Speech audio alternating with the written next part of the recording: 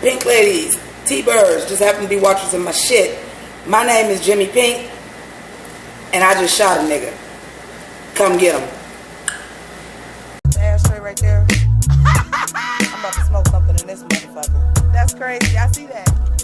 I can still hear it again. That's why. Hey yo, I've been pimpin' since been pimpin'. Reinvention, I'm blasphemous to a new religion. So this is day 23 of the Hunt for Pink October. For those of you guys that do not know what that is where I've been wearing pink every day, doing a video every day in the month of October to raise money for breast cancer awareness. Please donate to my Patreon. All October proceeds, which will come out of your account November 1st, will be donated to Susan G. Komen for the cure.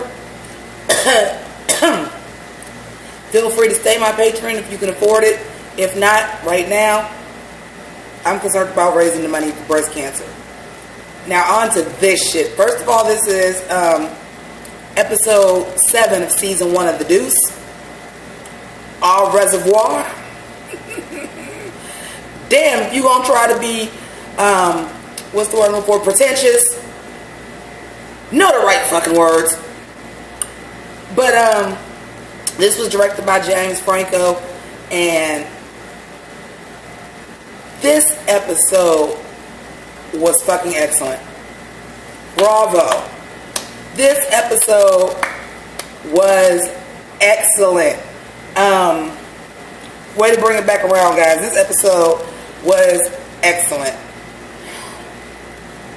Let's start off with the usual. Abby. I don't fucking care. I get it. She was a means to an end because, of course, the episode that she leaves is the episode that I realized that Cece's bottom bitch's name is Ashley. Just got that, and this is her last episode. But kudos to her. Abby always playing Captain Save-A-Ho, even though she was asked to be Captain Save-A-Ho by White Frankie. I guess we're going to call him White Frankie and Black Frankie now. But, you know, she goes to check into the parlor. Cece drops her off. Lori in the front seat just chilling. She like, the fuck, she ain't got to work. And she gets there and she about to go in and she like, fuck this. That set the whole tone. And it was awesome. Hold that thought. I don't trust these niggas. Okay, so we got a lot to talk about and I got to do it quick. So let me just get to the motherfucking business. So first of all, the black cop, whose name I still don't know, and Sandra the reporter. They end up hooking up, and I'm kind of here for it because I kind of love them as a couple. Like, I love how they met. I love how they got to know each other first. I love that they have a common interest. And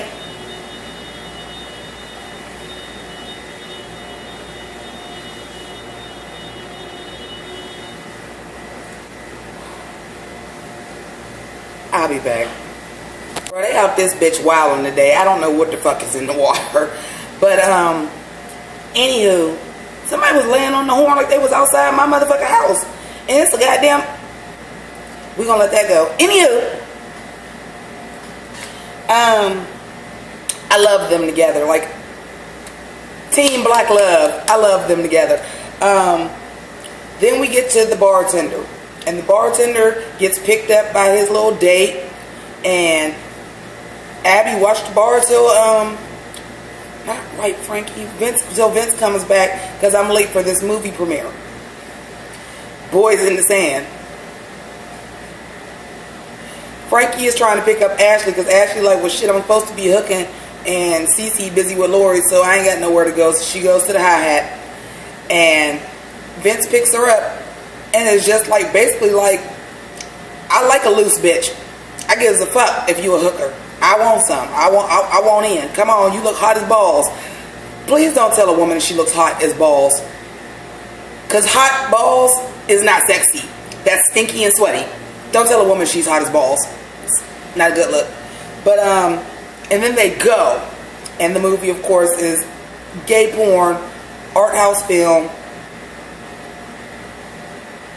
White Frankie is like, what the fuck? Again, the Deuce. If you're doing this on purpose, I get it. I didn't need to see a man giving another man a blowjob. Okay, listen. Zach Morris, time out.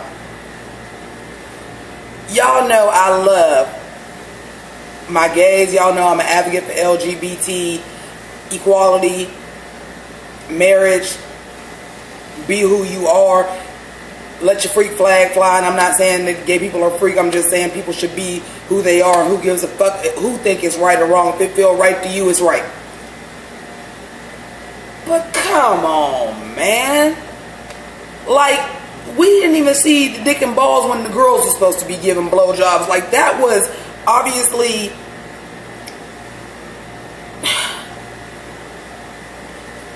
It's too much. It's just too much. But again, I do believe that the show does do that to kind of put us in the mind of how really gritty and grimy and how that shit was just really everywhere in New York in the 70s. Like, that's just what it was. Like, it was a seedy underground, and it was dick and balls and pussy juice every motherfucking where. Everything was sex, sex, sex, sex, sex. So, okay, they dropped a little line about Deep Throat, too. I heard it was going to be a full-length movie with a story and everything. If y'all never seen Lovelace with, what's her bitch? My Tits Can Always Tell is a 30% chance of rain. Y'all know who I'm talking about from Mean Girls. She stars as Linda Lovelace. If you've never seen that movie, watch that shit. That was actually a really good movie. And it makes me feel very uncomfortable that they brought up Deep Throat. I understand why you have to, because that and Behind Green Door were like the big two major release porn. But she basically was getting pimped right into it. So it was a good name drop, because for those of you that know the backstory, even them bringing it up just gave me like the background story of like she was basically getting raped. She was basically doing it against her will under threat of violence, and but that's how a lot of these women feel. As we know, I'm gonna skip from the notes because I want to talk about the two girls that are the lesbian lovers, and they work for different pimps, and how they always be pulling the motherfucking gig, having threesomes and stealing the dude's money, and they got caught. Everybody kept thinking Larry Brown was the bad one. I told y'all I thought Larry Brown had a little bit more heart. And the girl was saying, no, that's how I was getting your money. I didn't want to come up short. I never pocketed none of the money. I gave it all to you. Whether that was the truth or not, it sounded good enough. Because he was like, well, yeah, you have been on your money ground lately, so if that's how you say you doing it, I mean, I can't knock your hustle. But, you know, you done got kicked out the whorehouse, and now what I'm supposed to do with you, you know. He kind of that parent. My dad was kind of that parent. Like, you almost punish yourself. Because he going to be like, okay, now what do you think you're supposed to do now? You tell me what you think you're supposed to do now. My dad was very much that. Not that my dad was a pimp, but my dad was very, very much that type. And when we're talking about pimps, a lot of these girls have daddy issues, and they are kind of their dads. That's why they call them daddy. So it is a correlation I'm going with here. My dad was very much that type of dad. You do have those fathers that are just abusive fathers. You fuck up and you getting your ass beat. Clearly that's Reggie Love. Because that girl, his other hoe OD, and he was taking it out on her. Well, you got to work a double shift because this bitch OD. Well, wait a minute. Why is you taking it out on me? And all she wanted was this meal that reminded her of her hometown. That's all she wanted. She was going to take it to her sick girlfriend, which I don't know if the pimps and stuff know that they girlfriends or not. I don't think they care as long as they made money. And as long as they was selling pussy, I don't think they cared too much who they was giving it to for free. But, and some of them do because that's their control, because these women want to be with them. Not all pimps though. But I'm sure all the pimps knew that they were friends, because all the girls seemed to be relatively cool with each other. And he took her from eating. And he was like, but I was going to go see, I forget what they said her name is, was her name Cindy or something? I forgot what her name is, Shay, I think. whatever. And he just snatches her up out. He done seen her, now she got beat up.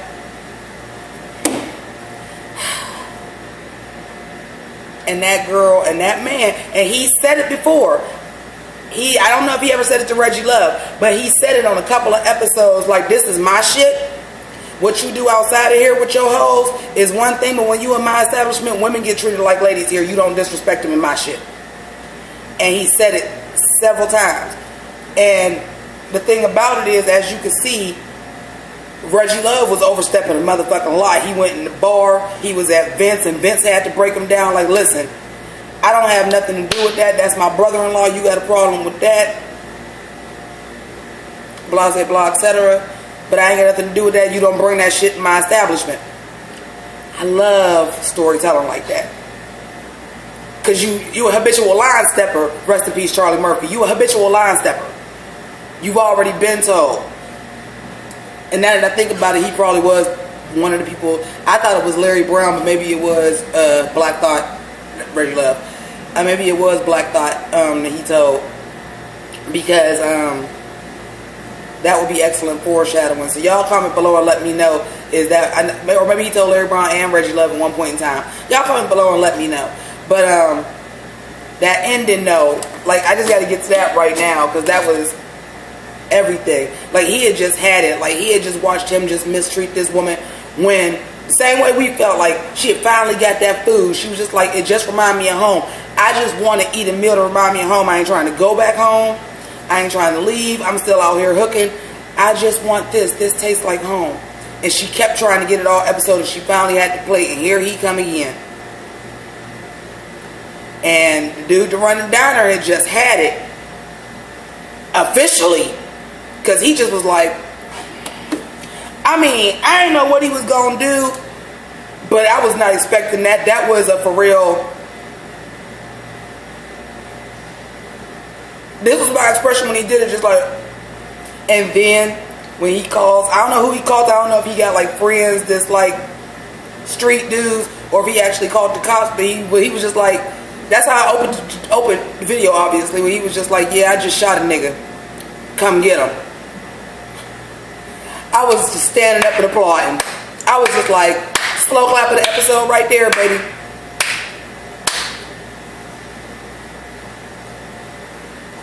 Which, great job, Black Thought, because for those of y'all who don't know, I'm a super hip-hop head, and I love Black Thought, and I love the Roots. So for you to play a part to make me hate you, Black Thought, kudos. You did your thing. You acted your ass off. So we lost Ashley and Black Thought, and I guess neither one of them, because I'm pretty sure with all that blood that was bleeding on the floor, is he dead? What do you mean is he fucking dead? He got all kind of blood coming out of his... That's a Wu-Tang reference, but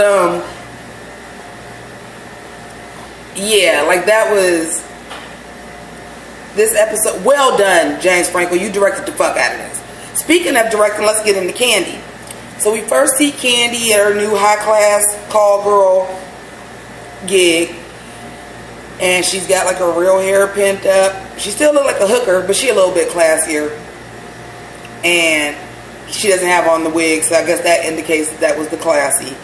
And he's coming, he's like, well, let's have dinner and drinks, because these ain't sleazy dudes. They're still kind of into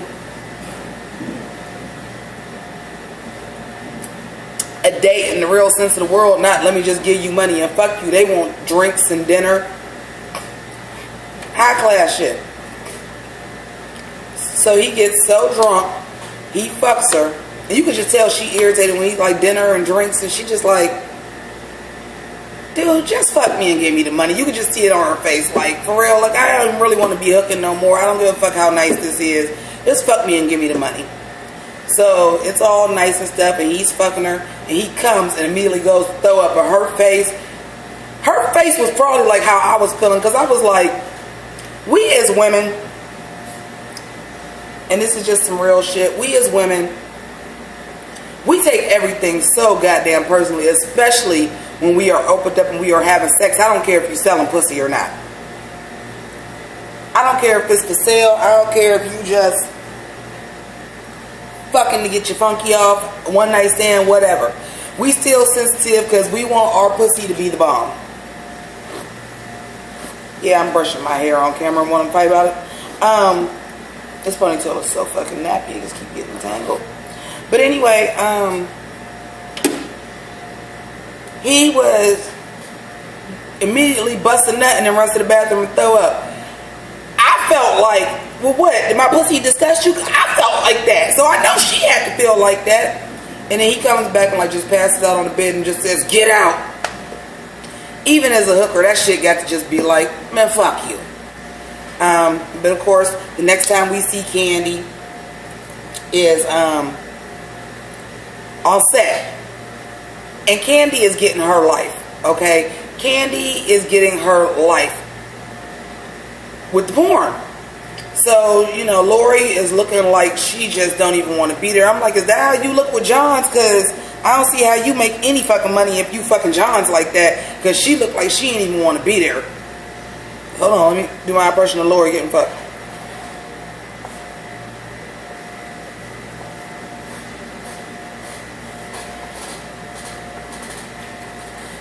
Like, it was so bad. So, in the meantime, she taking over. She like, listen, motherfuckers is hungry. We've been fucking all day. We gonna need some craft services. So go get us some burgers. Stop by the fabric store. Get some other blanket besides this one that looked like it should be at my grandma's house. In this ugly ass green. Get something sexy. Get some pretty fabric to throw over that. And then when she comes back, Lori's still, but she's giving her tips like, your breasts are beautiful, let's put some Vaseline on them babies because the light will catch them and it'll make them shine.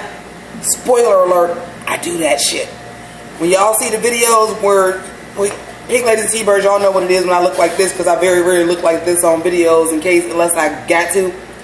But when I be cleavaged up, them motherfuckers do be glowing because I use Vaseline on my titties. I use Vaseline all over my whole body, actually. I'm old school, baby. I was born in the 70s. We ain't have all these fancy fucking toners and all that shit. Vaseline and cocoa butter lotion. I still wear that at damn near 40 years old every day. But you know, and Lori is a pretty girl. Like, I could see, no homo. Excuse me if that offends you, or pause, as the kids say now.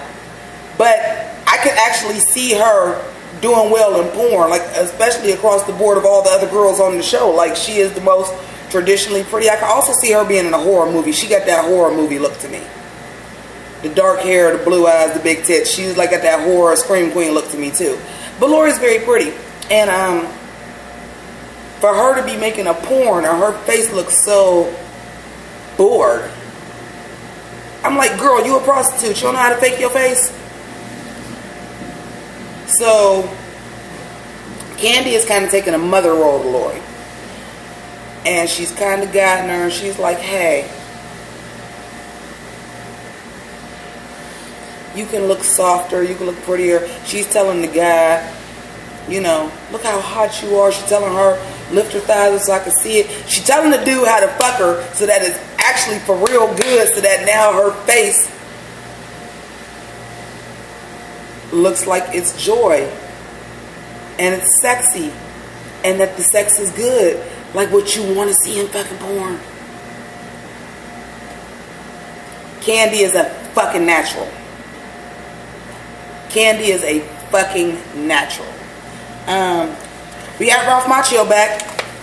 Daniel-san out here being a dirty goddamn cop. Now you want to talk about away from typecasting? Let's wait 30 years to cast a motherfucker in something to make him a dirty, sleazy ass fucking cop. Great job. So the precinct has a new captain, and he keep eyeballing our black cop. I'm gonna find out his name by next episode, I promise. And black cop is like, why is he just at me like this? And at first, which I love, again, James Franco, great direction. Great job by the writers as well, but James Franco's direction really made you feel like he was singling this dude out. I thought it was going to be some racist bullshit. I really, really did. And I'm pretty sure it was meant to look like that. So great job, James Franco, on that. But he's like, you know, Ben Fields? And he's like, yeah, Ben Fields is who trained me. And he always told me, if when you go somewhere, you check out the cop, look for the black cop that's been around for a while and has never rise through the ranks. Because he started it off, he like, I want to know the dirt for real. I'm here to clean this shit up. Keep it 100 with me, because I was told by a black cop that's who you look for, because that's who's gonna give you the real TEA, the real truth, everything, and all of it. So yeah, this Abby shit. Abby takes in Ashley. Ashley cleans. Abby wants to piss her fucking rich parents off, so she takes Vince, not dressed for the party, wearing Ashley's hooker fucking dress. Please, anybody, Bueller, does anybody give a fuck about Abby? Okay, good, because that's starting to be a running joke that's not meant to be a running joke. I've said this shit in all 7 reviews thus far, like I give 2 fucks about Abby. So you know what, unless something significant happens with Abby next episode, I'm going to exclude her from the review altogether. So spoiler alert. But Ashley wants out, and that's good.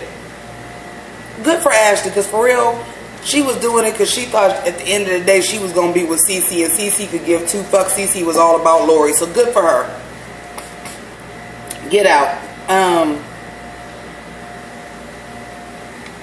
Lori is watching herself in the porn booth with the flicks, and she is just now feeling herself, and I think maybe she wasn't comfortable, she wasn't feeling sexy on camera, but when Candy was talking to her, was like, look how hot she is, look at those boobs, lift her hips up, give it to her slow, this and this and this, she started getting into it.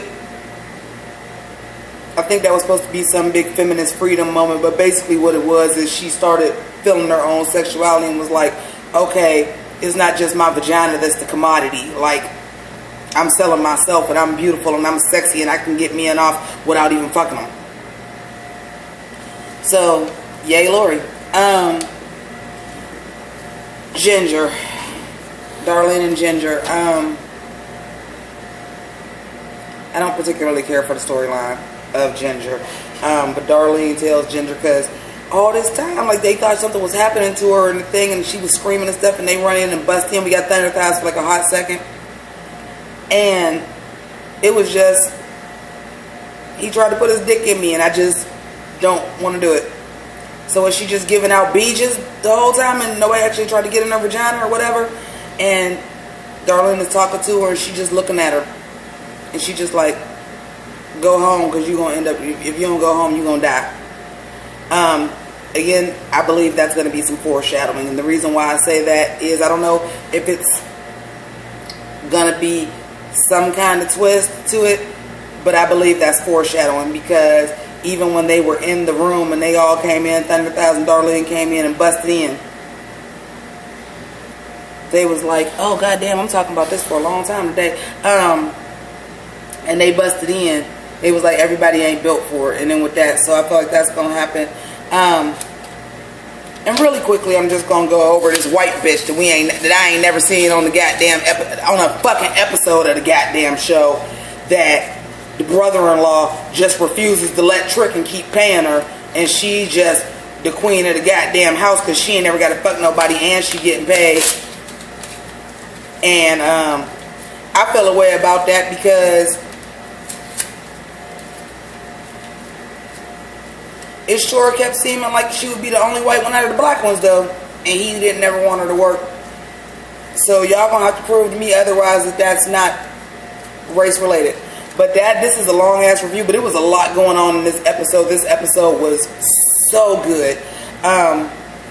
Reason for the season: breast cancer awareness. Please donate to my Patreon, which in turn will be you donating to Susan G. Komen for the Cure of Northeast Ohio. If you are not a Pink Lady or a T-Bird, please subscribe by clicking on Sailor Jimmy at the end or down below. Hit the dumbass notification bell so you know when the rest of the Deuce reviews, as well as the rest of the reviews for this month, are coming.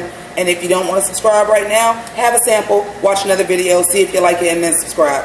Thank you to my patrons. Gotta go. Deuces.